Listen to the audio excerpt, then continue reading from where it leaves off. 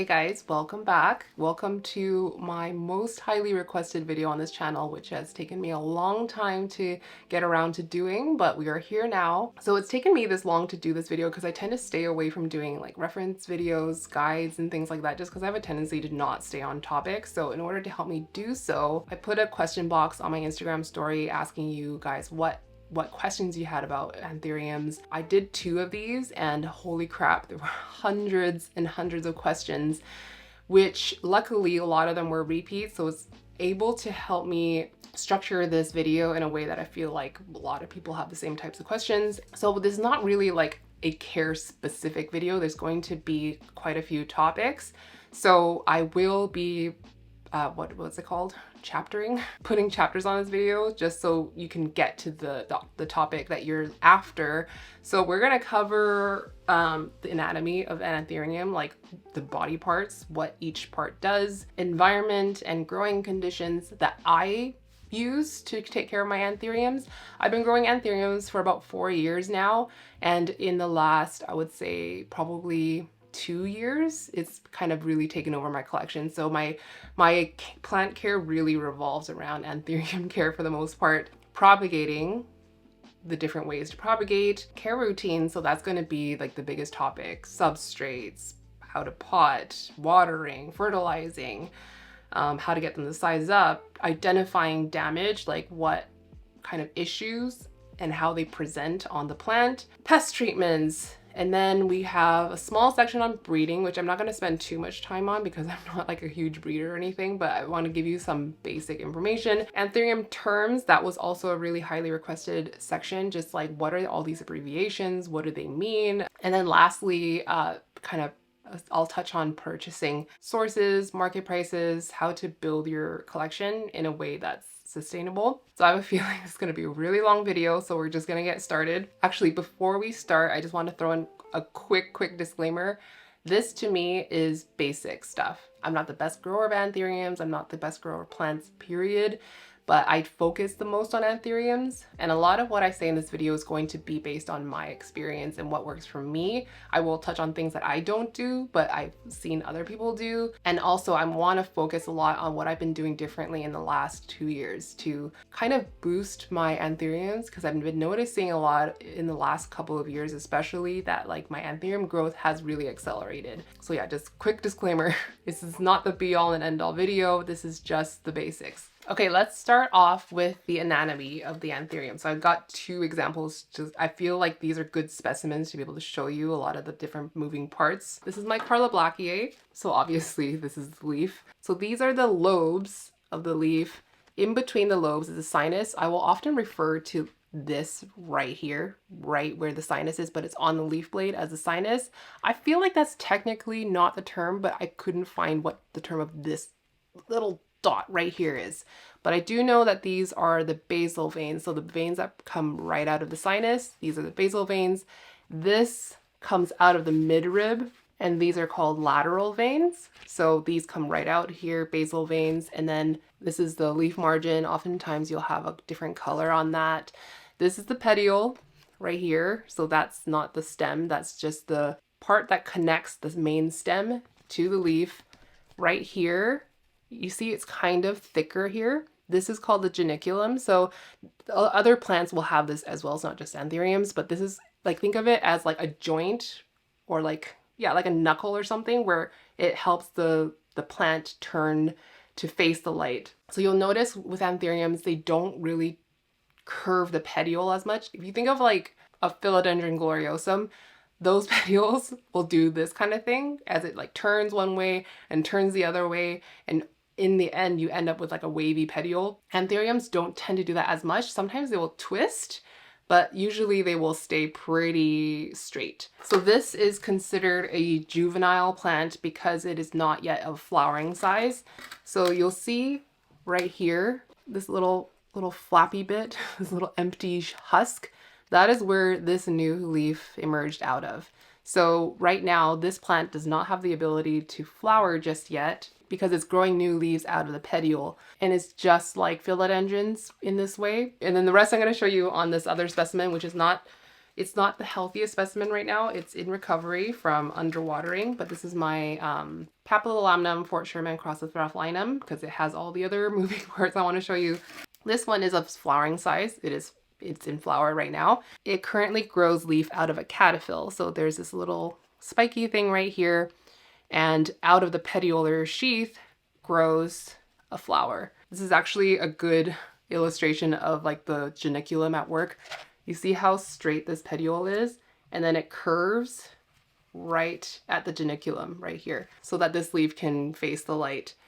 This is the stem, as I'm sure most of you know. So just like philodendrons, every node will have an axillary bud. So if you were to chop it, it will activate that secondary bud in order to grow another leaf. But one thing that anthuriums, and especially certain species, will do a lot is produce offsets. So an offset is an activated axillary bud, even though the top or the apical bud at the very top where all the growth hormones are typically concentrated. Some species will activate buds lower down. So this one, where is it? Is right here. I really hope you can see that there's an activated axillary bud. So this plant is pupping. Sometimes when you see an activated axillary bud, you might want to double check that the apical bud has not been damaged or rotted off or something, that it's still a viable growth point. Because if you were to take that top caterpillar and just break it, it will activate lower down growth points because the plant still wants to grow. So it's going to activate something secondary. And then finally the flower. So this stalk that the flower grows on, it looks exactly like the petiole of the leaf, but this is called a peduncle.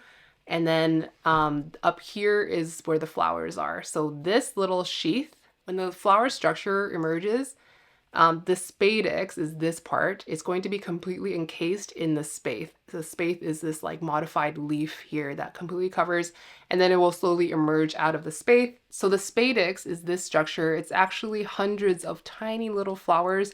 Each flower has the ability to be receptive to pollen, produce pollen, and eventually bear its own fruit. So this whole thing is like many, many, many different flowers. So the flower structure is called an inflorescence, and it will often be referred to as the inflow. But once this is successfully pollinated, it's no longer an inflorescence, it's called an infructescence, and it's then a fruiting body. And then I'll go through all the stages of pollination later during the pollination section. Oh, one really quick thing about caterpillars. Let me see if I can find an example. I was trying to find a plant with a dormant caterpillar, which I couldn't find. Everything is pushing a leaf right now. But this is the one that's like the least furthest along that I can find. So the caterpillar, before it's actively growing a leaf, it's hard to show you because it's already growing a leaf. But if you don't look at this, it looks like a little pyramid almost. It's like a very structured kind of, is it four-sided, but it has these angles to it.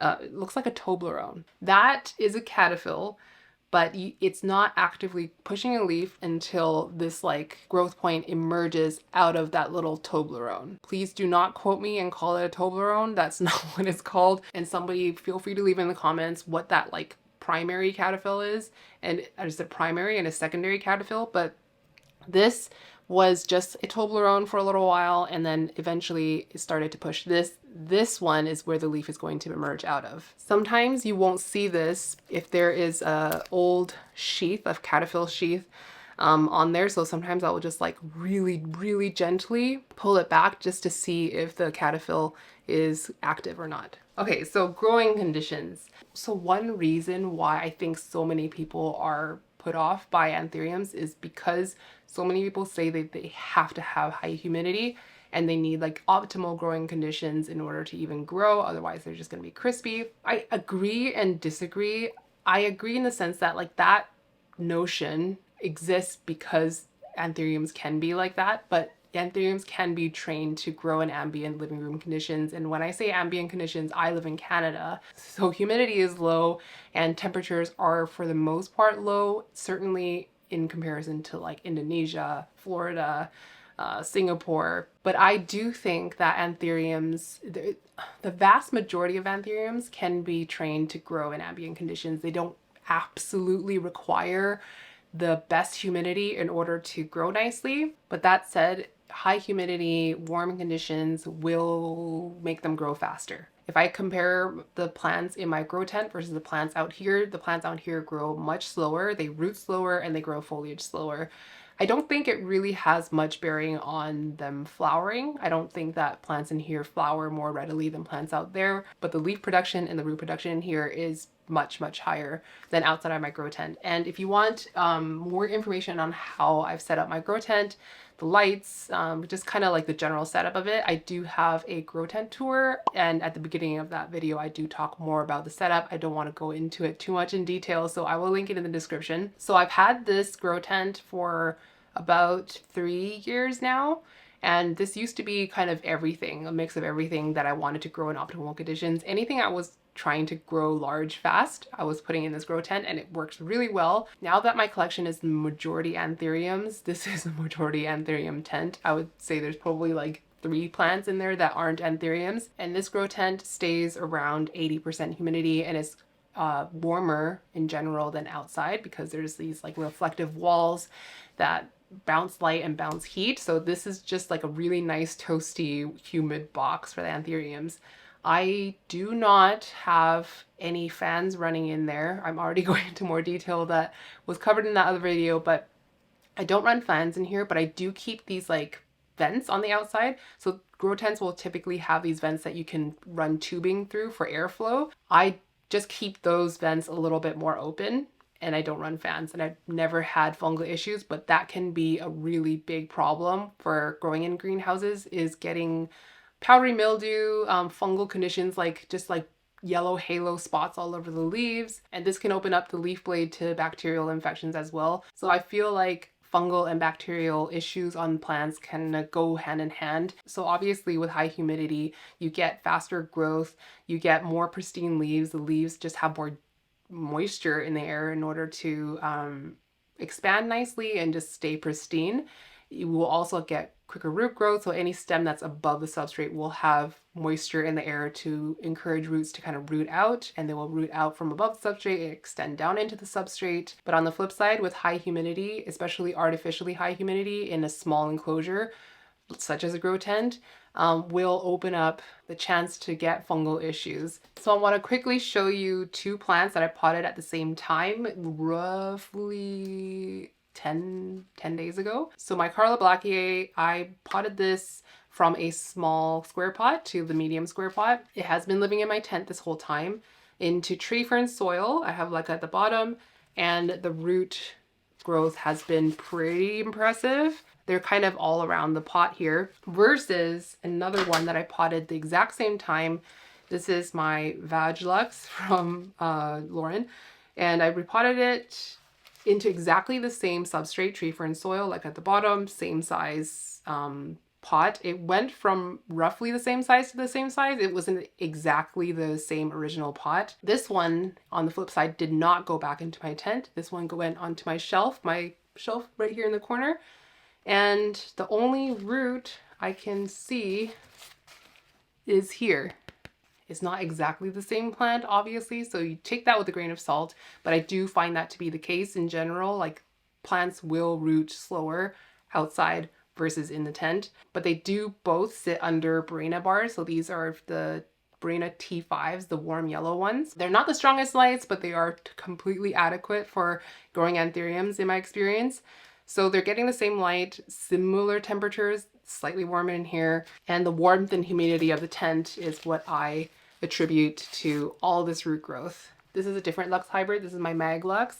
I potted this probably around a month ago, maybe up to 6 weeks ago. This is all the roots that have grown in that time, and a little bit over here, but way, way, way less than anything that goes into a humid, warm enclosure. I do feel like fungal issues do love the velvet more than anything. They really do latch onto the velvet. Probably has more surface area. I personally think that air exchange is more important than airflow when it comes to combating fungal issues. So air exchange is fresh air coming in, musty old air coming out. And the only reason why I say that is because I've never had fungal issues in this tent, and I do not increase the airflow technically. I don't run fans, but I do open this tent at least once every 2 days, and I have those ventilation pocket holes open all the time. They're not wide open, they're probably open like that much. There's 1, 2, 3, 4.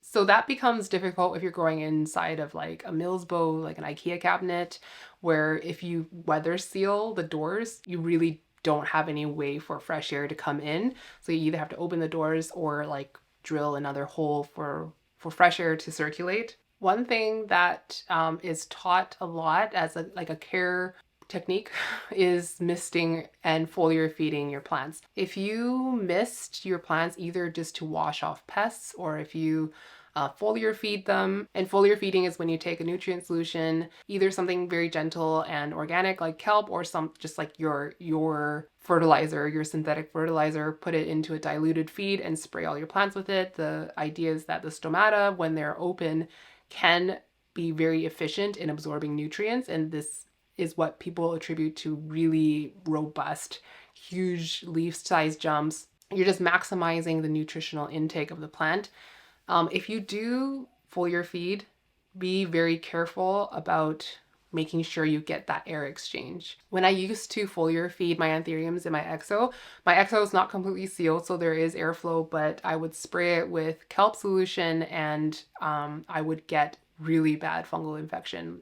And I'm pretty sure it was powdery mildew because it was just like dusty, and it would just make little holes, not holes, but like dots all over the plant. It was very, very ugly. That was specifically on my green form queen, my Warocqueanum. So just be careful.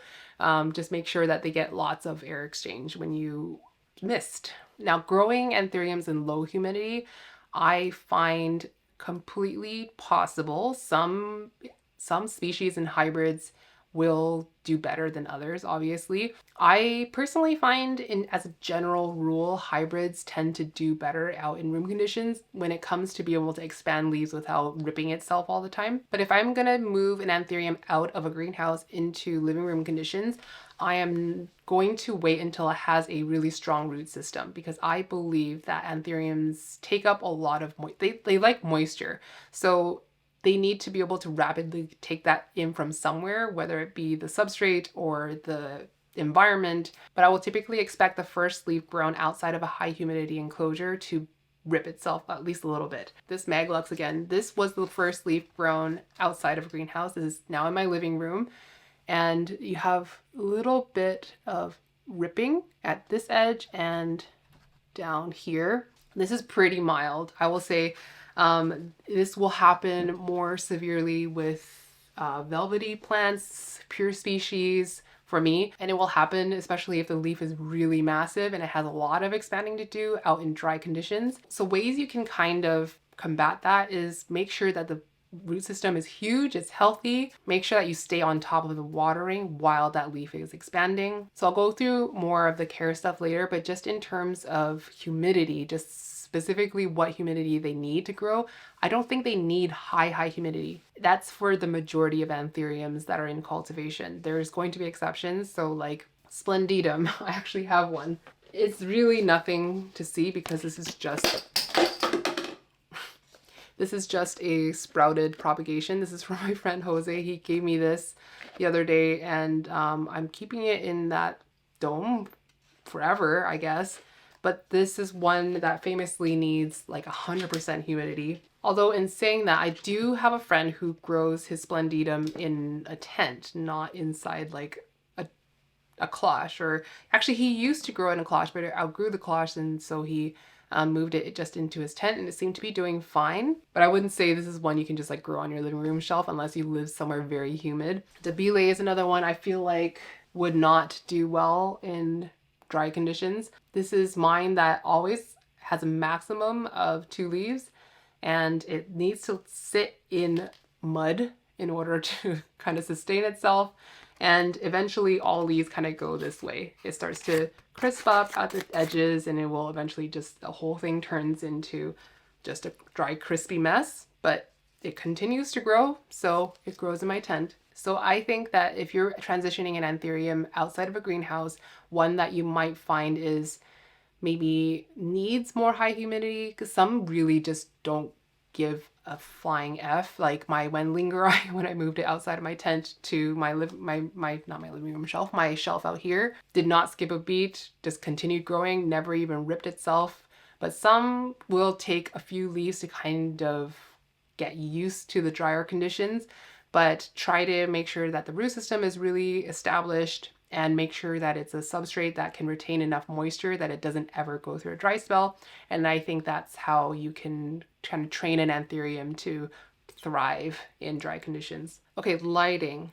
I am not an expert on lighting and lighting values. This is a very basic way of learning what an anthurium needs for light. So I do think that they don't need to be blasted with light. Like if you're talking about plants, it's not anything like a cactus. I have this light meter from Houseplant Journal. I have it showing me foot candles, so that's what my softbox is showing right now. I'm going to give you some readings right now that aren't 100% accurate because the light is slightly different when the door of this tent is closed because it's reflecting off the door as well. So it's probably actually a little bit higher than what I'm reading. So the Carla Blackier would be right here and it's getting somewhere 290-ish. And in the back, my ace of spades is it's a little bit taller, so it's getting 450. I also have bars at the front that are vertical. So they're running this way and they're pointing back into the tent. And the idea was to try to get leaves facing forward as much as possible. It seems to be working because I don't know if you can see, a lot of the leaves are facing this way rather than like facing up towards the light that are on top of the shelves. But I would say probably everything in here on the low side is around 100 and 150-ish. And it gets as high as 500 foot candles. I think it's somewhat of a, not really a misconception, but people don't really get the full story when they say that like dark velvety leaves need to be in low light in order to stay dark. I think with anthuriums, it really depends on the species. I started to discover this when I put my forgetii. So this is what the forgetii looked like when I first got it. I think I got it from Tropicals or something like that. It was really green. It had very muted veins and it was just really like round. Under Barina lights and only Barina lights, that's kind of the color it stayed. But when I got mother lights and added that to the Barina lights, so I have Barina lights above, kind of like the same way I have it on this tent. And then I added another mother bar in front of it pointing straight at the leaves. And the idea again was to get the leaves to face forward rather than face up towards the light. And the mother lights are pretty strong. They're 32 watts. And it started to get even darker. So this was with an added boost of light and just like showing you side by side the color difference. Sometimes higher light can almost, think of it like sun stressing. It's like an exaggeration of the blacks, but it really doesn't even look like the same plant anymore. Another plant that can take a ton of light is Carla Blackier, and look how black this leaf is, especially this leaf, because this one is like the closest to this like vertical bar and it's getting the same amount of light and it's getting taller. So you can actually blast Carlas with a lot of light and it will grow faster because it's receiving or being able to make more food with more light, but at the same time, it doesn't really bleach. Well, it doesn't bleach at all. But another plant, another dark velvety plant that I've been finding does bleach is Ace of Spades. So I'm hoping you're gonna be able to see it is starting to bleach a little bit on this leaf. That reading that I took, what was it? About 400 foot candles. I hope you can see this one is starting to phase down away from light. So I don't really know what to do. Right now I have it elevated on a short little deli cup just so the leaves don't hit the bottom of the shelf. So if I were to sit it down, this leaf would just be like this, which is not my favorite. One thing I could do, I guess, is like kind of gently tie these two leaves together and then sit the plant down a little bit lower just to get it away from the light a little bit. But this is an example of an anthurium that probably would get darker with lower light. So with lighting, my general approach is give it as much light as I possibly can until it burns and then dial it back a little bit. This is my Nitrolaminum GG crossed with Portier. I think you'll be able to see it. It's like kind of chlorotic in between the veins. Here's another leaf that is slightly bleaching. And I know this plant can be quite a bit darker than this, like almost black. So I do plan on trying to pull this back away from the light. I just don't know exactly where it's going to be, but maybe like in this little corner here that gets the least amount of light. And sometimes light bleaching and nutritional deficiency, especially magnesium deficiency, can present very similarly in a plant. So it's a process of trial and error, I guess. If it's going into lower light and it's still bleaching or like presenting as bleaching, even with new leaves that come in, then I might look into the direction of nutrition. So manipulating light darker in order to get darker foliage. Just also you have to bear in mind that with less light comes slower growth, slower uptake of water as well. So you might have to adjust watering as well, which we'll go into later a little bit more. Have you guys ever noticed that when you import plants from tropical areas to the northern hemisphere where I am, or wherever you're growing plants, typically the plants come in looking quite green, and oftentimes new leaves grown in your care will be a lot darker. It's not the best specimen, but here's an example of something that came in from Indonesia. This is from Cartel Down, and this is an HU or King of Spades crossed with Red Crystallinum. So these were the leaves on the plant when I first got them. They've faded a little bit, but they were pretty light green when I first got them. And then the newer leaves grown in my care, here's one. It got a bit of root rot, so that's what this is.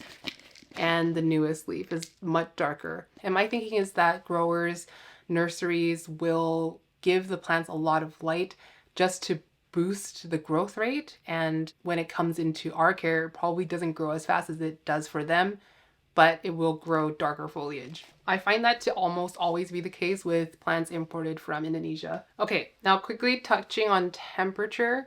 I don't have a ton to say on temperature just because like my conditions are very controlled and it doesn't change drastically through the seasons. It will change maybe like 5 to 10 degrees Celsius. So one thing I have to say is that what I consider cold and what I consider warm will be different to what someone in Singapore considers warm or cold. So what I consider cold is like 15 degrees Celsius, and what I consider warm is 25 to 30 degrees Celsius, whereas someone in a tropical environment, Florida, 25 to 30 is not hot for them. So in my experience, my anthuriums kind of grow pretty well year round. I don't think that it's much different winter versus summer. Like right now, this is reading 21 degrees Celsius, just kind of out here. So I usually tack on another 5 degrees for my tent. And in summertime, if out here is like 25 to 30, in there is like 30 to 35,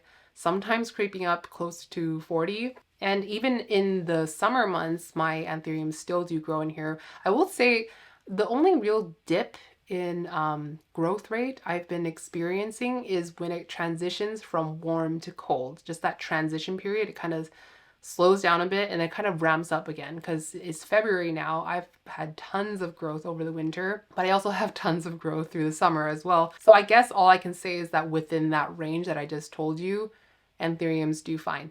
One thing I have read, and I don't really have a lot of my experience to back up this claim, but people do say that in cold, and by cold I mean this is coming from someone who lives in Florida, but in cold months, the plants produce more vibrant colors in their emergent leaves. I can't say that I really took much notice of that. I think I do have plants that sometimes will have a very red emergent leaf, sometimes will have more like of a golden, kind of peachy golden emergent leaf.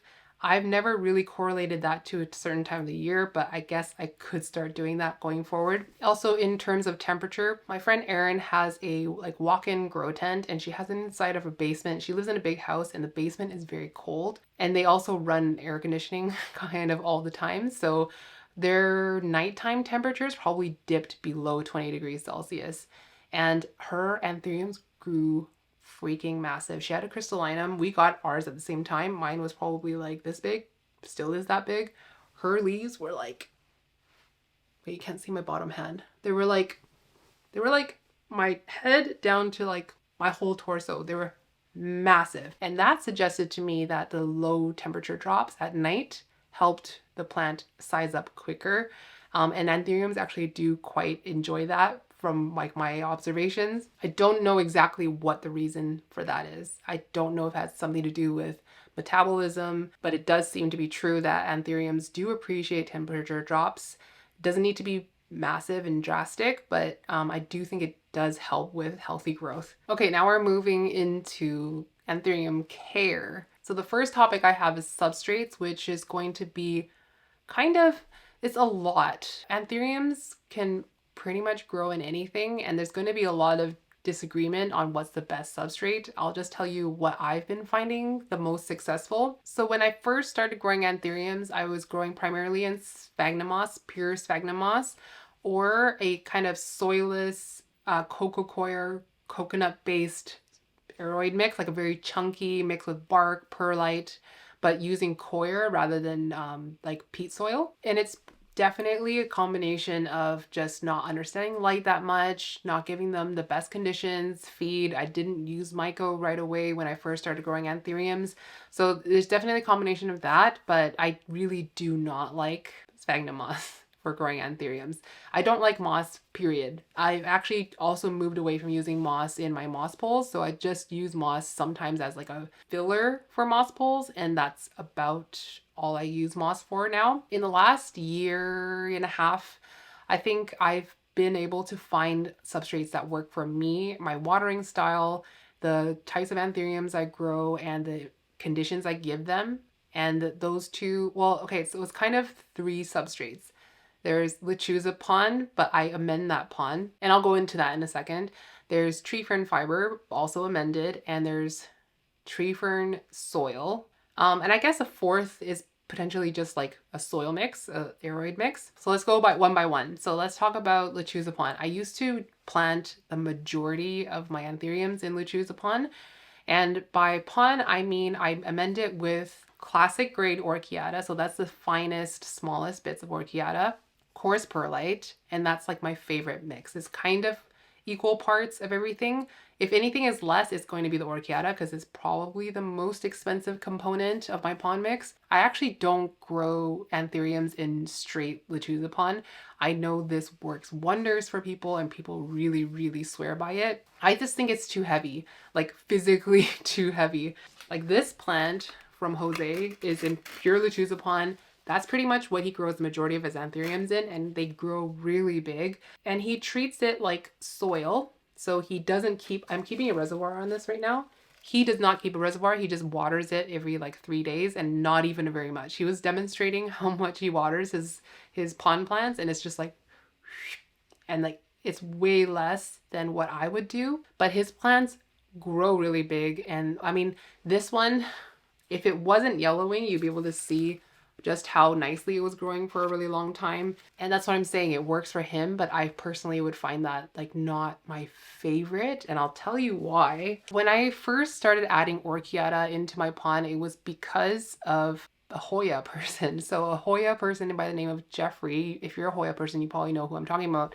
He has his own Hoya mix, which is called like Jeffrey's mix or something. And he uses orchiata, and he also uses black pumice. So the addition of orchiata into pon was because, well, it was inspired by that mix. And Jing and I were doing that with our kind of pon amended pon mixes. The idea was for me to kind of lower the pH of the general mix, and also to be a little bit more water retentive than just like pure mineral substrate. And over time, I was starting to suspect that the addition of organic media kind of helped the beneficial bacteria to thrive and continue to breed.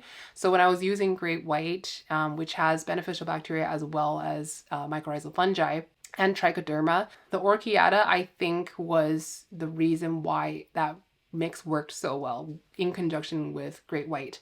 Another thing I mentioned really recently is that I have a feeling that organic media feeding the beneficial bacteria kind of helped outcompete the harmful bacteria that would cause root rot or just kind of make the substrate smell really awful. In the past, I've gotten plants or like got gifted plants from friends who grow purely in like straight lechuza pon. And if there was any sort of rot in there, the substrate smelled awful. And you know that smell of root rot, and it just smells like a rotten stench. but I can't even think of a single time that happened with my Orchiata amended lechuza pond. So it wasn't an intentional thing when I started using Orchiata in the pond to do that. It was more of like a water retention purpose, but over time I've been finding that it had this secondary benefit, or what I think is a secondary benefit. And another thing I have kind of a suspicion about, like a possible benefit, I don't know this to be for sure true because I haven't tested it a ton, but I think that because I have Orchiata in my pond, it makes transitioning from pond to soil or soil to pond a lot more seamless with anthuriums. I pretty much don't have transplant shock almost ever. Like if an anthurium doesn't immediately start rooting or like start pushing growth, or if it declines in any sort of way, something has gone horribly wrong, because I don't really have issues transitioning from one substrate to the other, because I just feel like there's this like link in between. I have organic media in my pond. Obviously my soil has organic media, and obviously my tree fern has organic media in it. I've kind of moved away from using lechuza pond as often as before, and some people ask me if I don't use pond at all, or if I don't even use no drainage at all. And I do still use pond, I still use no drainage, but I've been moving away from no drainage for anthuriums just because I'm trying to push how much I feed my anthuriums, because I'm trying to grow them as big as fast as I can. And I just feel safer doing that with drainage holes. I do use pond and no drainage primarily for alocasia, Hoyas, and philodendrons. But for anthuriums, I've been trying to do drainage holes a little bit more often. And I also have way more pots. Like it's easier for me to buy pots with drainage than to buy glass vessels. They're getting really expensive in the thrift stores. So it's just a combination of a few things. So with pond, there is one plant, and you guys know what I'm going to talk about, but it's my dark phoenix. That's a plant that freaking loves pond. So I think they repotted this in November, I want to say. So it's been a few months, and it's really, really like the roots are everywhere. The reason why I'm convinced that pond is the one for dark phoenix is because it starts rooting from day one. Like you put it in pond, it just starts rooting. It roots almost in a way that is stressful. It just roots so fast and so vigorously. And it actually is stressing me out because it's kind of hard to get vessels any bigger than this. And give it a couple of months and it probably will need a new pot. And it probably will have to be like a bucket. But in general, I don't really have any reason to use anything other than pond for dark phoenix, just because like it doesn't really get much better than that for anthurium root growth. We will come back to the dark phoenix a bit later because I have more to say about it that's related to a different topic. But another way I like to use lechuza pond, and I haven't fully flushed this out as like fact, or it's just kind of hypotheses I have in my mind, that if I use no drainage with soil, rather than using a leca layer at the bottom, I use a pond layer at the bottom. It can absorb nutrients, hold on to it, and re-release it back into the substrate, when it kind of buffers the pH and also buffers like the nutrition inside the substrate a little bit better. So it kind of regulates this so that your plant doesn't get nutrient burn. That's just a guess. It's not proven. Don't quote me as if it's a proven thing, but I have that suspicion that maybe pond is better as a drainage, like a reservoir layer in a no drainage setup. But that said, I do still use pond, but I would rather use pond in no drainage than in drainage. Don't ask me why. It's just how my brain works. There's no real reason for it. And then lately, in the last 6 months, I've been potting almost everything into tree fern soil. And then tree fern fiber is really, it kind of blew up in the last few years because it's been such a great substrate for getting insane roots. I have not tried tree fern soil on anything where it didn't work. Like I've had plants that would not root. I had a Dracaena reflexa that I was trying to root in water. It would root a little bit, and then I would move it to something like leca in order to try to get it to root further in a non-aqueous environment, and those roots just rotted off. And then I just threw it straight into tree fern soil, and it rooted like a dream. I also have been using tree fern soil on my Hoyas. That has been working really, really well. They root like crazy in that substrate. Oh wait, but we were talking about tree fern fiber. But tree fern fiber is the addition to tree fern soil that I feel like promotes rooting, and I don't know what it is, but tree fern fiber and roots just is a match made in heaven. So tree fern fiber I find to be quite expensive, but easy to kind of sterilize and reuse, but also at the same time, it can be, depending on your batch or what part of the bag you're working through, it can be quite powdery and therefore quite muddy. So you have to make sure that you get those fibers mixed in with all the like kind of fine particulates. But in order to make it a little bit airier, I add perlite, coarse perlite, and I add lechuzapon. So basically I have my box of pond mix, which is mixed with perlite and orchiata already, and I'll take a few scoops of that and add it to my tree fern bin. And these bins are really handy because like when I'm making a custom mix, I'll just take from each of these, and there's a lot of overlapping ingredients that they just go together. You know, it's like a closet where all of them are basics and they all kind of go together. And then I also have a soil bin, which is like kind of a classic chunky aeroid mix. So as a base, I use bagged potting soil.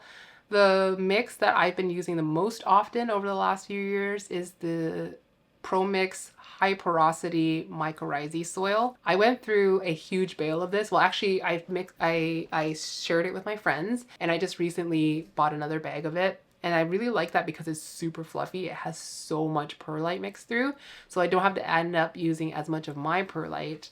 But it is kind of fine perlite, so if I wanted it chunkier, I could use my coarse perlite. I add fir bark to that. I'll add worm castings if I have it, but it's not like a make or break kind of thing. And I'll also sometimes add cocoa husk chunks to that if I have it. Again, it's not a make or break thing. So at the very least, I have peat soil, perlite, and fir bark. And to that, I add like roughly like 1-to-1 ratio of my tree fern mix. So that's like even more perlite and stuff.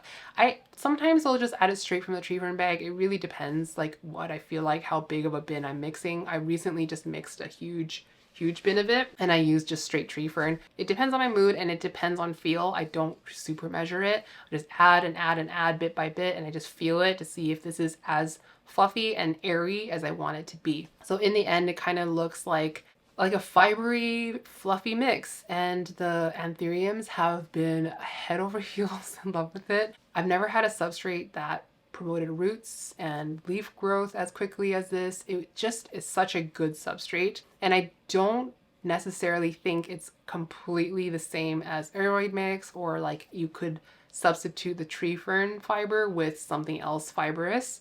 I do think there is something in tree fern fiber. I don't know what it is. Can't say it for certain, but I do feel like there's something magical about tree fern fiber that promotes root growth. You will have seen in almost all my videos these days when I show the potting setup, but I always leave a leca, sometimes pond reservoir there at the bottom. When I pot this up, I don't intentionally leave a reservoir. The only reason why I would leave a reservoir when I first pot it is if, and it hasn't happened, but if I was to like go away for a few days and I just potted it, I don't want it to completely dry out while I'm gone, then I would leave a reservoir. But until there are like roots growing near to the bottom, like this one is, I won't really leave water down there. And the reason for that is because I found sometimes when the roots grow down to here and it's like this airy, like this leca, so there's a lot of airflow down there, some of the root tips down there will dry out. But if I didn't have that leca layer at the bottom, I wouldn't be leaving a reservoir. So it's just kind of like a setup that I've been liking. It's somewhat self-watering with soil, but the leca layer needs to be thick enough that you can leave a reservoir here without it touching the soil layer. And that brings us to watering. One thing about anthuriums, and some people might not agree, but based on my experience, they do not like to dry out. And drying out anthuriums will cause more damage than it helps. I simply do not know how Jose waters as little as he does and treats lechuzapon like soil without leaving a reservoir, and he still has nice anthuriums. As Lauren said when she learned about this like watering system that he has, she said, "I'm confused and scared," because she loves watering. I don't love watering. In fact, it's probably my least favorite thing, or one of my least favorite things in plant care. But I know that anthuriums kind of need it. They always need moisture. And therefore, I don't use substrates that are super, super chunky. I just cannot keep up with the watering that we require. So some people will plant in like pure fir bark or pure orchid bark, and I would have to water my plants every 2 days in order to do that. But anyway, I try to keep a reservoir on my anthuriums that have roots down at the bottom. Like I said, if it doesn't have roots down at the bottom, I don't really fuss with keeping a reservoir if it's in a soil mix. If it's in a pond mix, I will keep a reservoir at all times. If I see that completely run out, like for example, I'm showing my Dark Phoenix again because it's the least algae ridden, but this is almost ready for water. You can see there's just the tiniest amount of water at the bottom. Down here, there's still moisture. So I would kind of water all over the substrate and leave about an inch of water in this one. So I don't intentionally let that reservoir completely run out before I water again. When the reservoir completely runs out on pond, I think I have like a 2 to 3 day window before that substrate is really dry and I start to see dry death in the roots. Whereas if a soil or tree fern soil plant had the reservoir run out, I have time. So when I water something in this setup, let's say I was gonna water this now because there are roots at the bottom that I don't want to dry out being in that leca layer, but the substrate itself, there's still a good amount of moisture. I will just water here. If this substrate is seemingly nearing dry, like this pot is pretty light, then I will water the whole thing and let it run out and keep maybe like a couple centimeters of reservoir down here. And I will add that my watering with tree fern soil versus tree fern without soil, pretty much exactly the same. One substrate I don't grow anthuriums in, and it's not really for any particular reason, I don't think, is leca. I know that growers do that. Like my friend Jesse grows a lot of his plants in leca and he uses the full general hydroponics, like the 3-part line. And I think Kevin, Hakuna La Planta, does grow in leca, but I also know he grows in pon. I don't know. It's just not a substrate that I gravitate towards using for the full entire substrate. I much rather use it as like a reservoir layer. And another substrate I own and do not use is fluval stratum. I have nothing against it. I've only used it once, and it was because I got a plant from someone and that plant was planted in stratum. I can see that it grows roots well, and I can see that people are having success with it. I just simply do not think of stratum when I think of a substrate to plant something in. When I'm propagating, I have stratum. I used to keep aquariums. I have quite a bit of stratum. It just always slips my mind when I'm thinking of substrates. But one thing about stratum that kind of, when I think about it, is not that attractive a substrate to me, or a few things. It's very expensive as a substrate.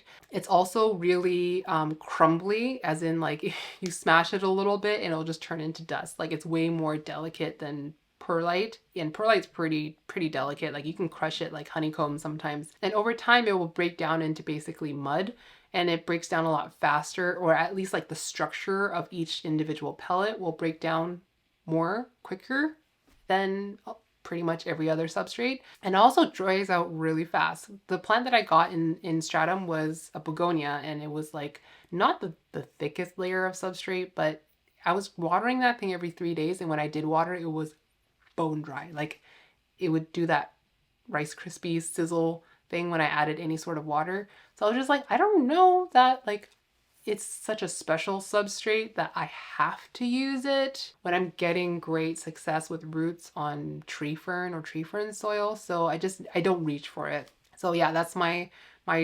worthless 2 cents on stratum. Okay, one question I got was like, when do you transition from a rooting substrate to a permanent substrate? And I know what you mean. I just don't really use like substrates purely for rooting. I kind of lazy in the sense that if I plant something in something, I want to choose a substrate that helps promote roots, but also is a substrate that that plant can grow happily in long term. So pon is one of those substrates for me. It's good for rooting and it's good as a long-term substrate. Tree fern can be, although some people say that like tree fern, it grows really well up to a certain point and then it just like stops growing. I don't know enough of my own experience of that to be true to super agree with that. I don't know. I'm kind of undecided on that. And I guess the only really temporary substrate I use for rooting is water. I guess you could say. And I guess some people use perlite as a rooting substrate, but I'd never ever use perlite as a rooting substrate. I just find it too light. Like the plant tips over, the perlite's flying everywhere. I've dealt with that enough times that just I don't want to deal with that. So I'd much rather use pond.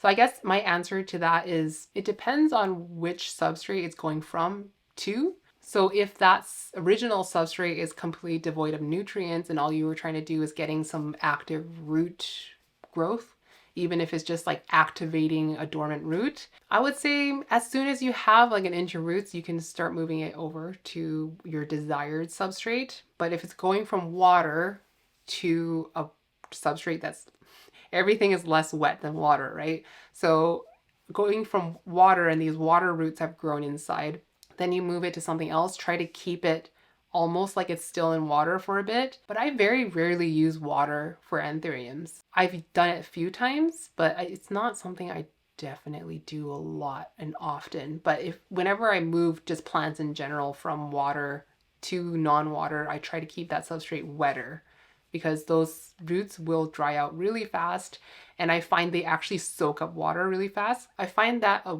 water-rooted plant going into like soil or anything will deplete that vessel of water much quicker than something that was like already established in soil and moved to a different pot of soil. So anthuriums, I think, are quite thirsty. They take up a lot of water quickly and they don't like to dry out. So it's not like a Hoya or a Monstera where you can let it have like a fully dry cycle without seeing damage. That's what I think. Some people will say otherwise. But another thing you have to keep in mind is that when it's pushing a leaf, pushing an inflow, bearing seeds, or like producing berries, or it's pushing an offset, it will take up even more water. So when it's pushing a new leaf, you really want to make sure that that substrate has moisture at all times, because if you don't do that, that can result in a leaf not expanding fully, resulting in a smaller leaf overall. And sometimes those leaves will be quite thick. It's just like a ball of dough that you didn't stretch out enough. Okay, fertilizing. So in the past, I want to say year and a half, I've been pretty much using exclusively TPS1. So that's TPS's like kind of all-in-one fertilizer. That does include CalMag, and it actually is not easy to over fertilize with it. I don't have to be that careful. I've been super happy with it. The reason why I've been using it in the first place is because that's the fertilizer that Amanda uses. So Amanda is Bunny on Instagram. She's the one that put us on this fertilizer. I don't know what else she uses. I'm assuming she adds CalMag as well. I also add CalMag, but I'll get into CalMag in a second. The TPS one I really enjoy. The only thing I will say is maybe like a little bit annoying about it is that when it dries, it crystallizes. So you can have this like crystally mess. It's a little bit messy in that way.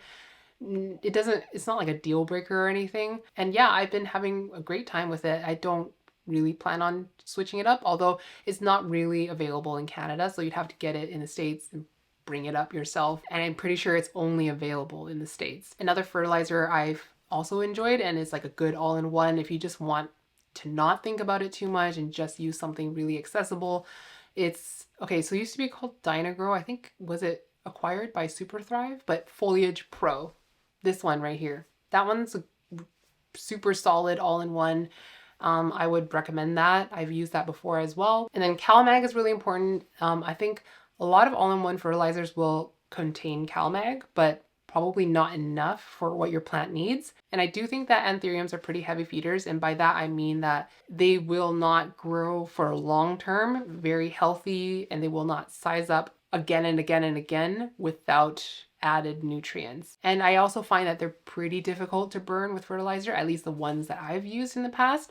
So all those say to me that they do need fertilizer. And also considering how much water they drink compared to a lot of my other aroids, that also says to me that they take up a lot of nutrients. So CalMag is calcium and magnesium. This is the one that I use. I really don't think it matters which one you use, to be honest. I think they're pretty much all the same. So calcium is like not a mobile nutrient as far as I'm aware, but it does help in the cellular strength of the plant. So a lot of times when you don't have strong leaf growth and it's kind of like warped and like stunted, it can be remedied by CalMag. And magnesium, I find, can help with like chlorotic veining. You have that like lightened area in between the veins and it almost looks like a spider web. That can be helped with magnesium. So I want to show you one plant that recently has been turned around, and I believe it was CalMag because that was really the only thing that I changed about it. So this one is Ace of Spades crossed with Luxurians. This is from Amanda, but I think originally it was from Paul. Well, this is a plant that I'm fostering from Charmaine, and she gave it to me because like she could not get a good leaf to grow out of it. So I took it. It was in pond, I believe, and I moved it to tree fern. And this is just tree fern without soil, and it has like perlite and stuff in it. And I put it in no drainage. There is like at the bottom, and I've grown 3 leaves from it now. So the first leaf did exactly what it was doing in her care.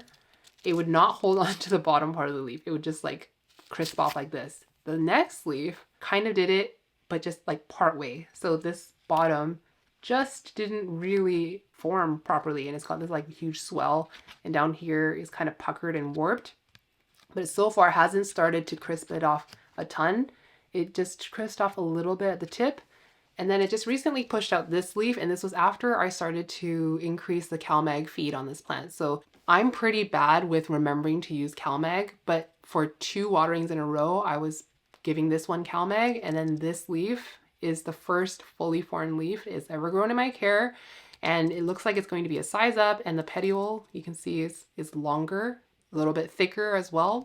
So I do believe that this one is coming back, and I'll be able to give this back to her once once this leaf fully hardens. I think I will pot it into tree fern soil. I do think this might be ready for a repot anyways. The roots kind of have filled this out, but it's really, really covered in algae. But this can often happen with aroids in general, not just anthuriums, when you have a CalMag deficiency.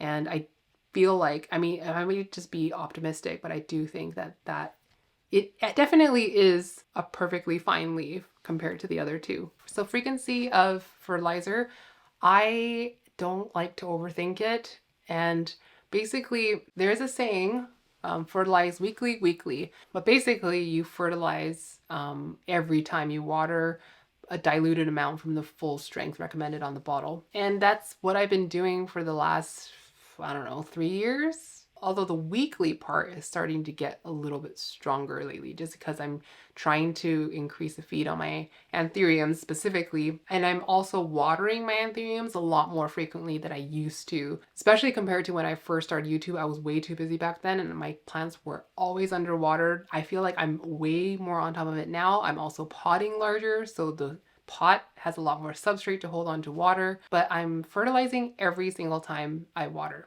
I don't make any sort of special effort to like do a special concoction just for anthurium and a special concoction just for philodendrons or Hoyas. I do pretty much the same for everything. My thought is my anthuriums are getting more fertilizer just by virtue of me watering them way more often than my philodendrons. But I don't make an extra strong feed just for my anthuriums compared to my other plants. I also don't tend to mix everything in all at once and water with a whole bunch of things mixed together. I just for simplicity's sake, I do TPS 1 and only TPS 1. And then the next time I'll do probably TPS 1 again. And then every probably, ideally every like 4 waterings, I'll do CalMag.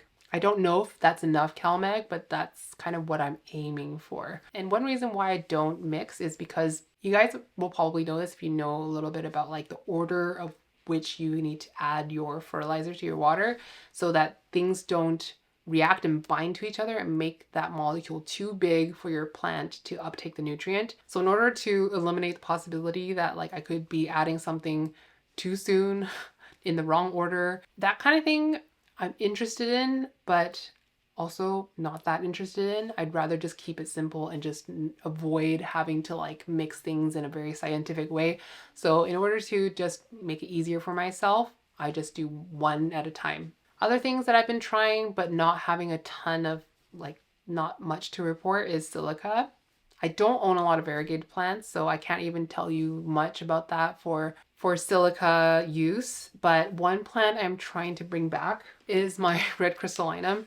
So this one always stunts its leaf for me. Do you see how curled back it is? So this one is really one that I should be more on top of the silica for, just to see if that can fix this plant, but I always forget. I recently increased the CalMag on it, and this leaf definitely formed better than this leaf. But overall, this is just the general problem I have with this plant. And Amanda, I got this from Amanda, and she, I think, originally got this from NSE Tropicals. She also has issues with her plant doing this. And I know that she doesn't really use silica. I think she had a bad experience with silica. So I need to just figure it out for myself. But that's basically a good candidate for silica. I think I've used it a couple of times on this plant, but I think I need to be more on top of it to see if I can completely cure whatever's going on here. And then other stuff that I've been using, well, I religiously use Great White for every single one of my plants. And Great White is mycorrhizal fungi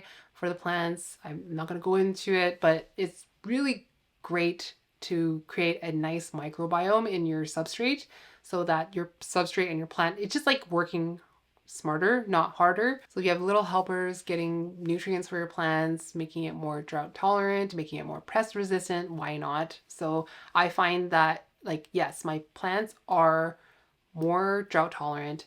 They are healthier overall. And I don't know if it's like anthuriums or a substrate or if it's the Great White, but I really don't experience transplant shock often. And it's not just anthuriums. I really don't experience transplant shock. And when I do, it's more like an exception. And I use other things as well. I just don't really have a ton of experience because I don't use it often enough to be able to tell you something and recommend it. But in terms of feeding and different stages of growth, you can start feeding seedlings after like the first or second leaf, but a very diluted amount. So I wouldn't feed the full strength to a seedling. And then you don't need to feed a plant that doesn't have a ton of roots yet, so let it root out more. So I would go the full amount that you're comfortable going when it's a fully established, like very fully rooted plant. And my next thing is the potting situation.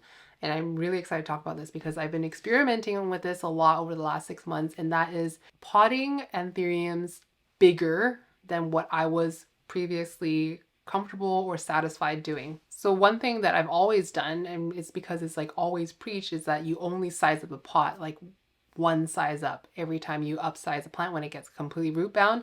And people would warn people not to upsize until it's fully root bound, like the pot is 90% roots. And that's what I did for so long when I was growing anthuriums, and I wasn't getting anthuriums sizing up the way I would see other people sizing up their anthuriums.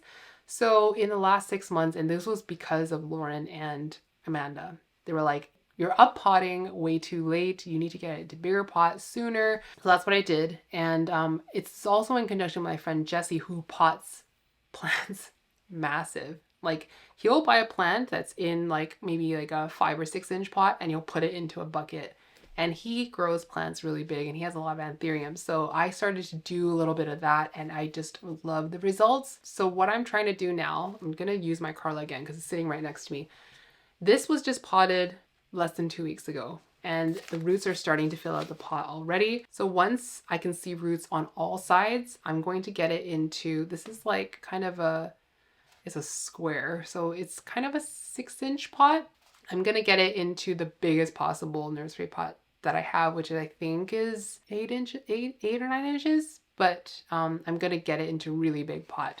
And the plant looks a little bit silly for the first leaf, but the next leaf has been, in my experience, a big jump up from the previous one. And I no longer wait for the plant to get super root bound.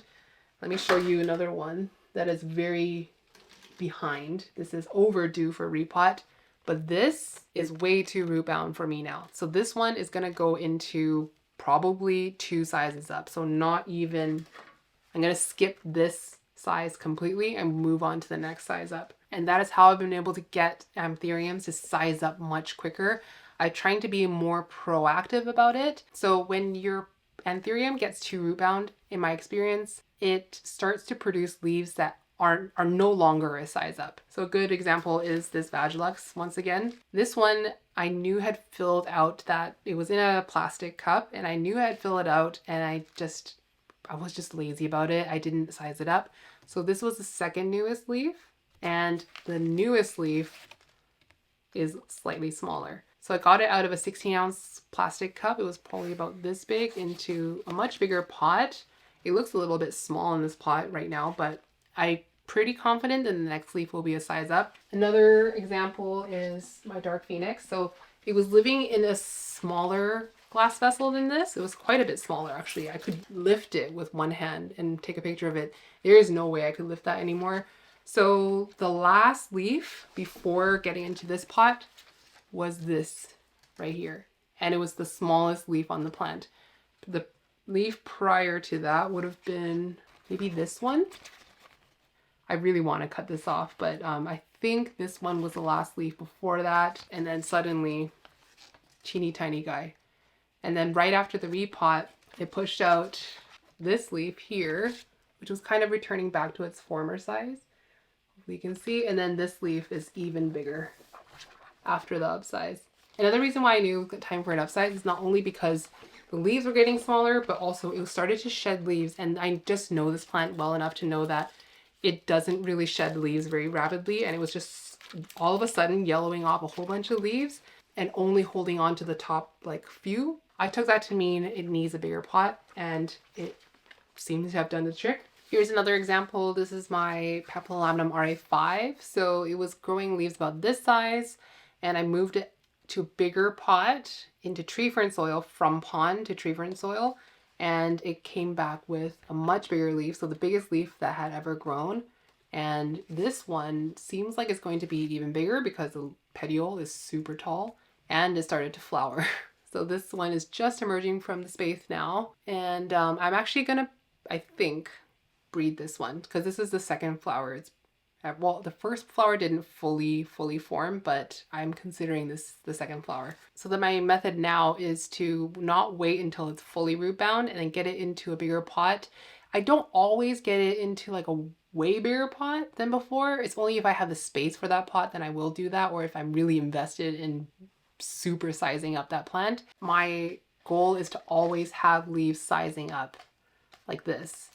This one I believe should be bigger than this leaf. This is a Carla Bivet, by the way. And this one was potted up, I think it was like December. So it has rooted out a whole bunch in here. I think when this leaf fully hardens, it's gonna be ready for the upsize. So this method, you don't need to employ it. Like I said, I've been growing plants without upsizing the pots like super aggressively. It's only recently that I started doing this because I want my plants to get bigger and mature and flower, and I want to breed them and I want to cut them. So you can totally get away with not doing this if you're not trying to aggressively grow your plants super big, because I wouldn't say that I want that for all of my plants. So some people will say that like you just upsize it when it produces a leaf that's smaller or it starts to rapidly drop more leaves than it's normally dropping. I just personally would rather go the proactive way and upsize the pot before I know it's going to get to like that not sizing up phase or dropping the leaf phase. I guess another thing you could do if you're trying to save on space, but you're trying to grow and like size up your anthuriums at the same time, you could keep the same pot size, but just chop the bottom off.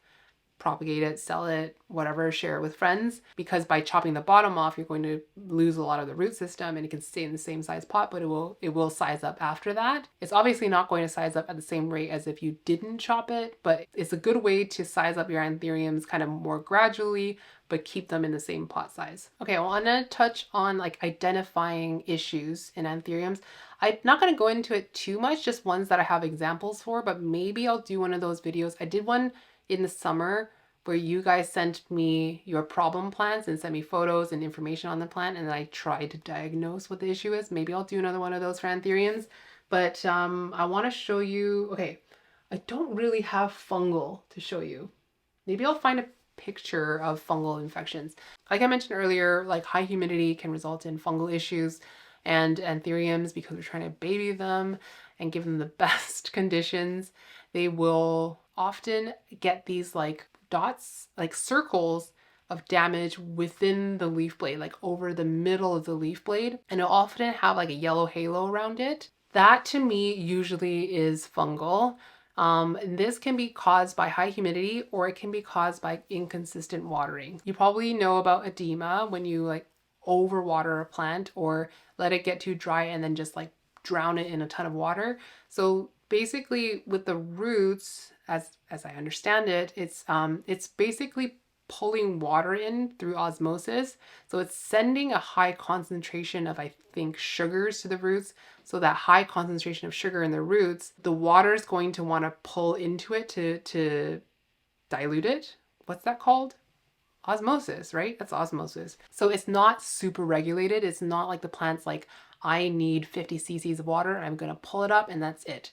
It's not as controlled as that. So when it goes through a drought period and you give it a ton of water, it's going to pull up water way more than it needs and you get edema. So that results in like kind of a translucent look at certain parts of the leaves, definitely in like the leaf tip.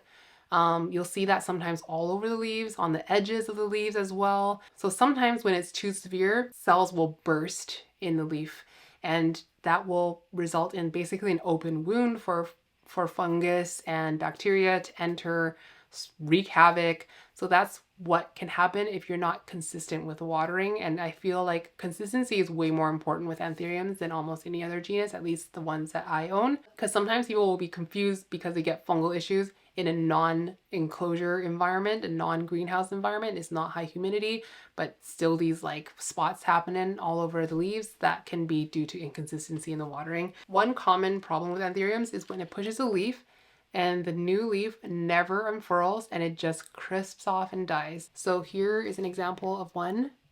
So you can see a petiole right here, and this is the dried out leaf that never unfurled. It just crisped off. So this is my Spider Ralph man. I found that on my plant because it had root rot. I think maybe it was aborting that leaf to direct energy to root production. I'm not really sure, but I changed the substrate. It seems, no, might be a little bit rotty again. I see a little bit of rot, but it is actively pushing a new leaf here. So we'll see how that one emerges. Another sign of root rot or just general root health or poor root health is yellowing at the edges here, especially on the bottom half of the leaf. But usually it starts right at the margin. Here's a good example. This is a combination of pest damage and root rot. But when you see a whole bunch of leaves and not just the lowest down leaves yellowing, often I find if a leaf yellows like this, it's all over and it's the lowest down leaf, I don't really fuss with it.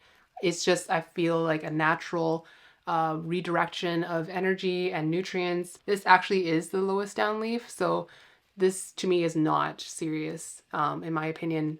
But if the newest leaf like this, having issues like this is telling me there's an issue with the roots or it got severely dehydrated, which it can happen if your roots aren't healthy. If all your roots rotted, your plant's not taking up water, so it is actually dehydrated. Another example of root rot, I think, this is my Magcuna. So the newest leaf never really expanded. It expanded to this point and is not expanding anymore. The leaf before it was a really nice upsize from the leaf prior. So this was like when it was upsizing the pots, it was working really well. And I think I just let it get too dry and then I watered it too much.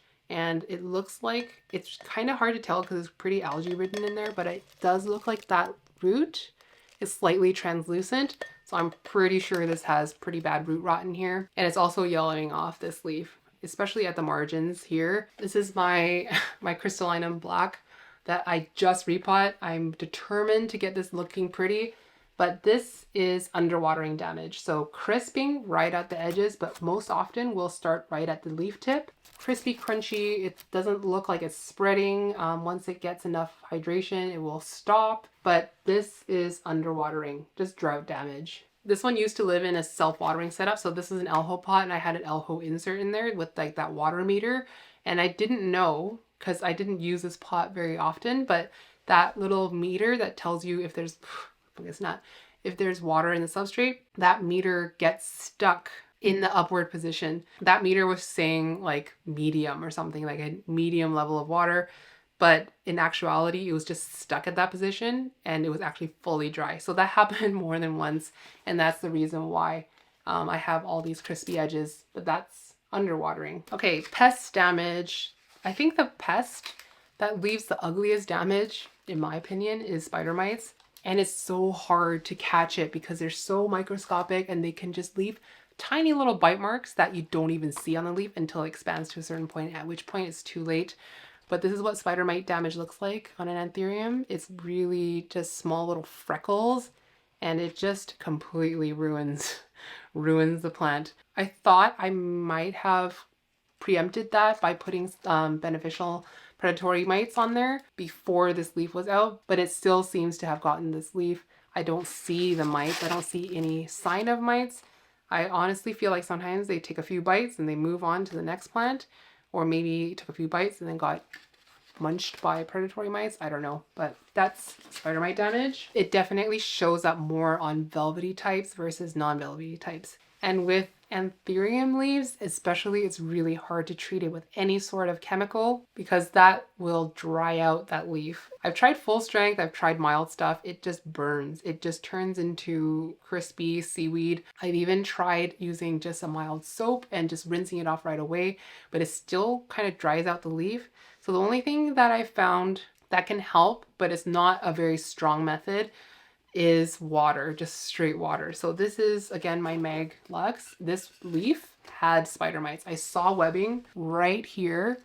You probably can see little speckles right here. So there's actually webbing and I could see the spider mites on it. So I just got it in my kitchen sink and I just sprayed and sprayed and sprayed. I use a spray setting on my faucet and I just like using my hands because the webs of the spider mites are hydrophobic, so you can't just like wash it off very easily, so you kind of have to like manually remove it. But I just like to use my fingertips because it is, I mean, it's not as abrasive as like a sponge or a paper towel or anything else. And this works best when you have the whole plant unpotted, but just get it in the sink and I just take a bit of Castile soap on my hands and just like wash every single leaf, wash up and down the petiole and rinse over the stem. And that's how I found to be like the most mild way to get rid of pests on an emergent leaf. If it's like a hardened leaf like this, you can go in with sprays and it's not going to burn and crisp off and dry out the leaf. But something like this, I would not, unless I didn't care about that leaf, I wouldn't use any sort of pesticides or sprays on it. You kind of unfortunately just have to use water. Whereas I have used the same pesticides on like philodendrons.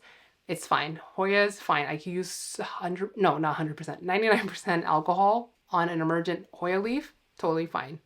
And that's for like mealybugs. I've never had mealybugs on my anthuriums.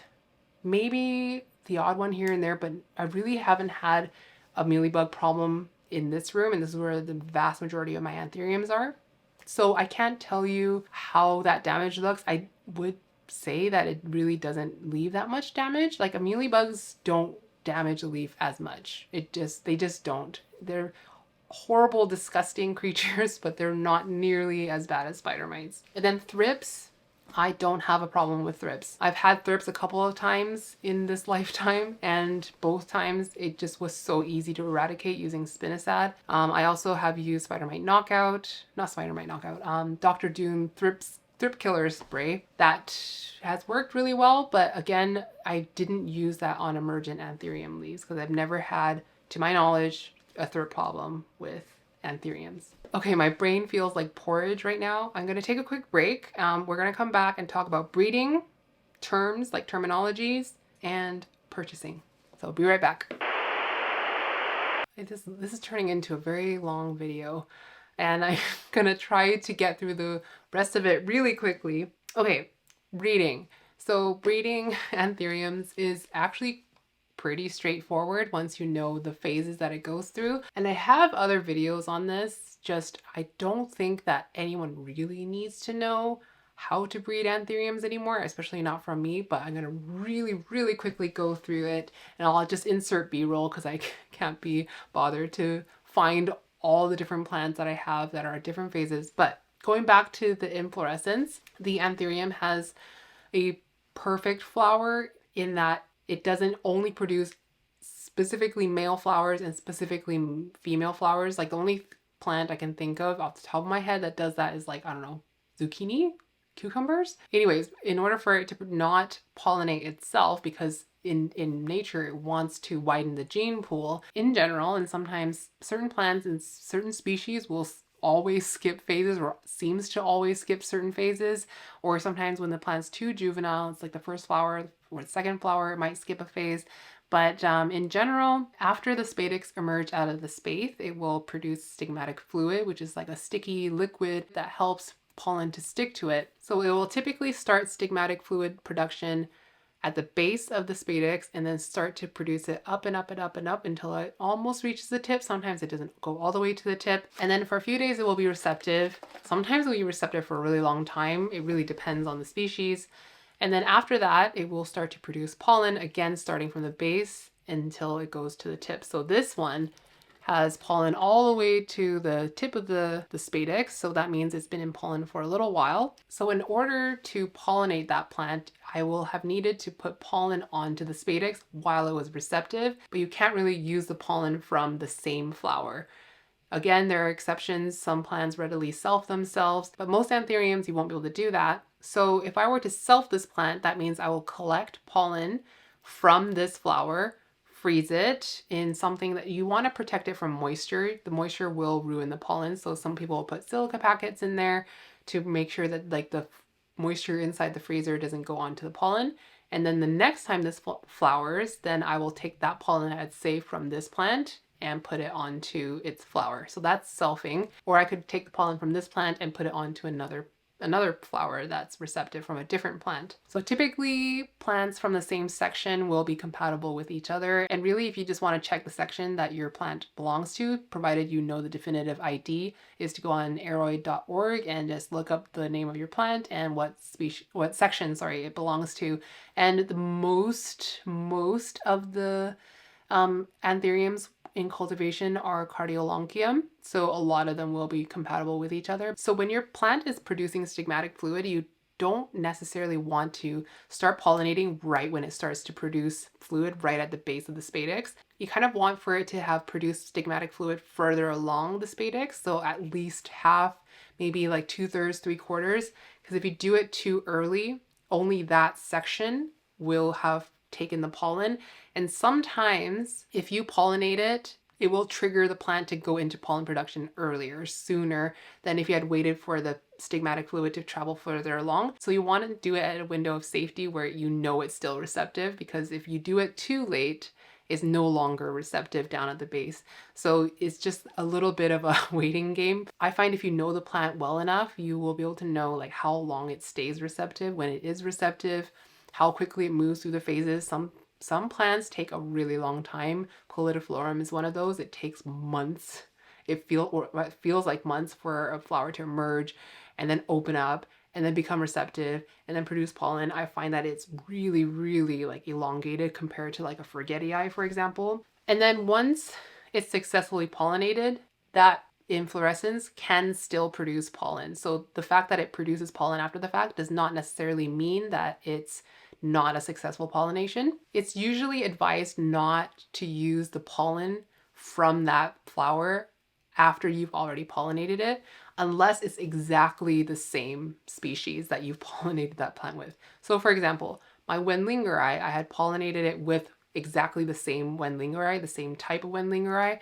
So in theory, once my inflorescence that I had pollinated produced pollen, I could take or harvest pollen off that and I would still be using the exact same pollen. But if I had pollinated that was something different, a different species, then if I were to collect pollen off of that inflorescence after it produces pollen, it would be contaminated with the different pollen that I had used. I know I didn't explain that very well, but I hope that makes sense. So usually, like once it's pollinated, you typically don't use the pollen that was created from that inflow. And then from there, it takes a little while to know whether it was successfully pollinated. If the peduncle starts to yellow, that's one like surefire sign that it didn't take and it's gonna abort this inflow. But if you see the space start to turn color, so sometimes it really depends on the species. Sometimes the whole thing will turn green. Sometimes just the little bumps within each individual flower will start turning green. After a little while, it'll start to protrude. That's all good signs. Sometimes it will get to like berry formation and then abort before the berries are fully formed. And that has happened to me. And another thing to keep in mind is the gestation period of that plant. So every species is going to be kind of different. There's certain species that are very short, and I would say short is like 2 to 3 months to form berries, and then some are famously long, upwards of a year. Luxurians is one, clarinervian is one. Certain plants are stronger and can take and hold on to multiple flowering infructescences at the same time. Obviously, a more mature plant with a more established root system will be better at that, but certain species just tend to really like die back after producing berries. So luxurians is one of those. That's why you'll often see luxurians as the pollen parent rather than the seed parent in crosses. But yeah, that's pollination in a nutshell. I forgot to talk about propagating. So by propagating, I'm talking about cutting. Okay, let me use my Fort Sherman Ralphinum again as an example because you can kind of see the stem on this one. If you've propagated vining plants like philodendrons, epipremnums, stuff like that, you know what to look for. You know that you got to cut in the internode, the space between the nodes. You need to try to avoid axillary buds because cutting right through them means that you might not be able to grow a leaf from that. With anthuriums, a lot of them is a lot more difficult because these nodes are stacked so close to each other and the axillary buds aren't as easy to locate on an anthurium versus philodendron. Sometimes it's really easy, sometimes it's pretty obvious, but in general it's not as obvious as philodendrons. So for that reason, I like to leave at least 2 to 3 nodes whenever I'm cutting an anthurium, just because I don't want to cut through an axillary bud and that be the only axillary bud on that cutting. And similarly, because those nodes are stacked so close together, if I were to do single node cuttings of this plant, they would be like this thick and it would just be like a disc. So it's just not very safe in my opinion. So I'd rather just have a little bit more insurance. So for this plant, I would not cut it, even though I probably could cut it right here and there would be plenty of stem, but there's barely any roots on top, which means the top cutting will not be able to sustain itself very well. So it's going to be in rehab mode for quite a long time and it's already kind of in rehab mode. So I have a feeling that living inside my tent for a little while longer is going to start producing or pushing roots out from up here and it will extend into the substrate, much the same as my Dark Phoenix did. And once the top has enough roots, like I'm talking like roots like this long and multiple ones of them, that's when I personally like to cut my anthuriums, because the bottom's always going to have quite a lot of roots because all the roots down here are attached to the bottom half. Sorry, all the roots down here are attached to the bottom half of the stem. So another thing you could do is like pile up more substrate up here to encourage root growth up here. In general, my cuttings, if it's quite a juvenile plant, usually the bottom cuttings are about that big at least, with like 2 axillary buds on them. And then I would plant up the top exactly like it's normally planted. I would plant up the middle and the bottom with the stem above the substrate. So I want to have a little bit of airflow to make sure that those wounds harden off and heal properly. And I found the dome method really effective on anthurium cuttings without leaves specifically. So this is what I mean by dome method. This is a cup with another cup on top. I took a whole bunch of cuttings, leafless cuttings of anthuriums last summer, and they sprouted so fast. I had leaves within 2 weeks and it was leafless. It had roots. This one is not my cutting. This one is a plant that I got from Jose. This one actually has no roots. So oftentimes when you have a cutting like this with no roots, this one I think either rotted off or something like that and it was cut up. So this one will usually put out new growth like this. This one has 2 active growth points and then it will root from that new growth. The existing stem, in my experience, doesn't really produce any roots. In the winter time, a lot of cuttings that I took did not push leaves nearly as fast as in the summertime.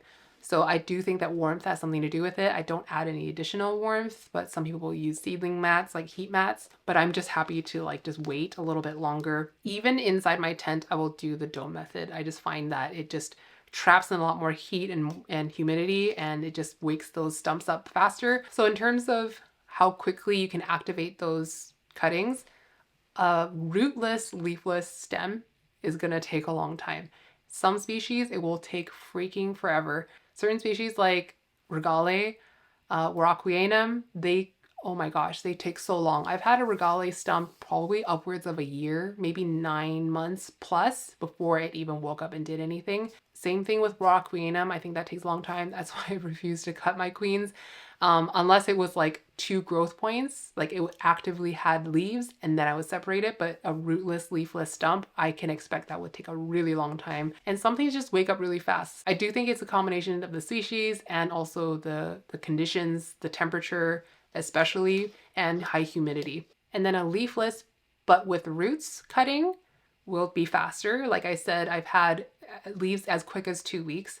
And then a cutting with a leaf attached to it and roots will obviously be the fastest, but you can't do the dome method as easily unless you have a very large container to put it in, or like a bin, maybe a small bin within a enclosure that's quite warm. But yeah, I highly recommend this. It's just a cup with tape on it. I like to leave one side untaped so I can like open it up and like introduce some fresh air every now and then. And then another great way to propagate your anthuriums, if your anthuriums will cooperate, is to remove offsets. So this plant is my Dark Phoenix crossed with Ralphinum Fort Sherman. This is from Cartel Down. So this one, okay, this one has been growing so fast for me since I got it. It was like September when I got this plant. It was like a little seedling and the biggest leaf was this one here.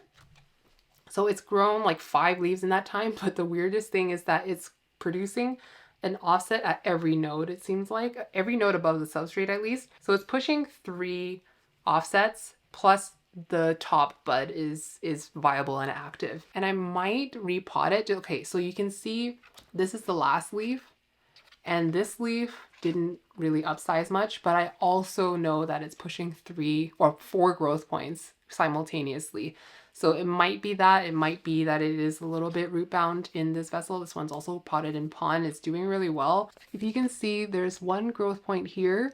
There's one growth point here. So that's the top. There's one growth point here, one here, and one here. So it's growing a lot of plants all at once, and it's going to be a drain on the plant overall. So I do think this takes more water because of that, and I do need to make sure I'm feeding it all the time. But once these produce a leaf, it will start to root out from that new stem. So that little branch is going to produce little roots out of that branch. And then once there's like a good amount of root, maybe this much root to a little plantlet, then I will take really tiny scissors and just separate that out and then plant it in its own pot. That's my favorite way to propagate anthuriums if your anthurium is prone to pupping, just because like you don't really have to damage the root system on the existing mother plant and you already have a leaf on your propagation. Okay, I'm gonna run through some terms. It's not gonna be every one of them, but these are the only ones I've been able to think of off the top of my head that I see abbreviated a lot on Facebook. AOS, Ace of Spades, an unknown hybrid originating from Silver Chrome Gardens. KOS, King of Spades, an unknown hybrid originating from Indonesia. It's also called HU, which stands for Haji Uli, which is the original hybridizer. Haji is like, as far as I know, it's like an honorary term, title. It's like Sir, Mr. kind of thing. So his name is Uli. DP, Dark Phoenix, another unknown hybrid, possibly pure species from Indonesia. RVDP, Red Vein Dark Phoenix, a known hybrid from Thailand, but bears some resemblance to Dark Phoenix. So it's a hybrid of Ace of Spades. No, Ace of Spades is the pollen parent. Seed parent is a variegated papillolamnum hybrid. BVEP, Black Velvet Eastern Panama, which has now recently been classified as Antilacii. It's a pure species. RC is Red Crystallinum, but there's so many different red crystallinums, so they will usually be like RC with like a different name. People have bred them and isolated certain like colors and called them certain things, like Zara and Michelle from Doc Block. That's bred from Wonder Boy. I know Tazula has like premium red crystallinums and like standard ones. It all depends on color, but red RC just stands for red crystallinum. RG in reference to Dressleri. RG stands for Rio Guanche. Rio Guanche is a location, like a small location, like the size of a neighborhood in Panama. So that's where this Dressleri was originally collected. Papillolamnums. LG, it stands for Lago Gatun. So this is another ecotype. Lago Gatun is like a lake in Panama. So it's just named after where it was collected from. GY Gunayala. These are the poached papillolamnums. This is where like an entire population was wiped out. So GY is the ones that people try to avoid. FS, Fort Sherman. Fort Sherman is another place in Panama. RL, Ralphinum. Not a place in Panama. Ralph Lynam was a collector, and Ralph Lynam, another plant that was named after him is Philodendron linamii. Okay, nurseries and breeders. NSC is NSC Tropicals. I once upon a time knew what NSC stood for, but that information is gone. I don't know what it is. Somebody, if you know, just refresh my memory, please, in the comments. RG stands for Rio Guanche, but sometimes it's not frequent, but sometimes RG will stand for Ree Gardens, which is another nursery.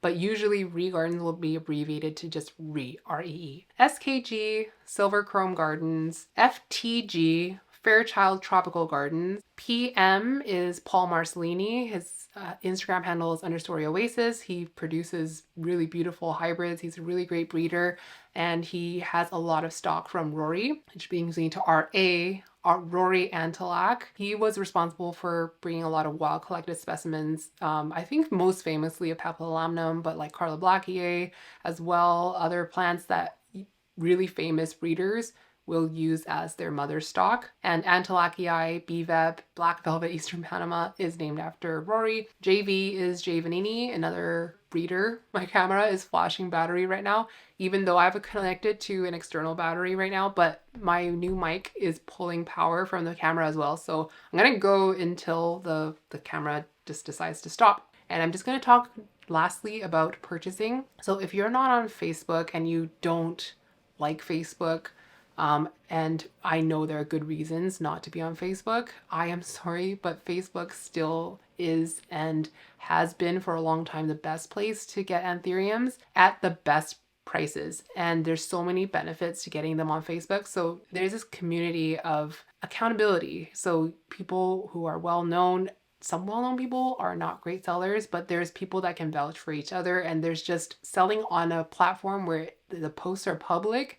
There's a level of accountability that you don't get in something like Etsy. But in saying that, like Etsy and other shops with like a strong buyer protection programs, there's that benefit as well. So you don't really have that in Facebook, but Facebook has the most accurate current market prices. The market price really falls and rises very in real time, I feel like, because if something is not the market price, either it's too low and it'll sell really quickly and sellers know to increase their prices, or if it's too high, nobody buys it and it's like a slow sale. Some people hold back and just like, oh, nobody seems to be interested at this price.